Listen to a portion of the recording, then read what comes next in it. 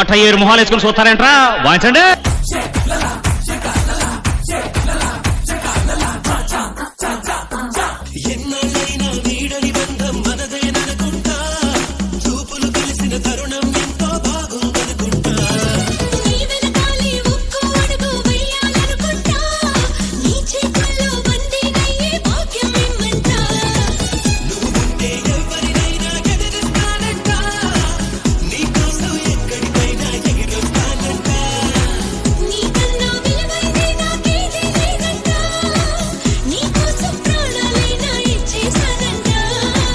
బాగానే ఉంది.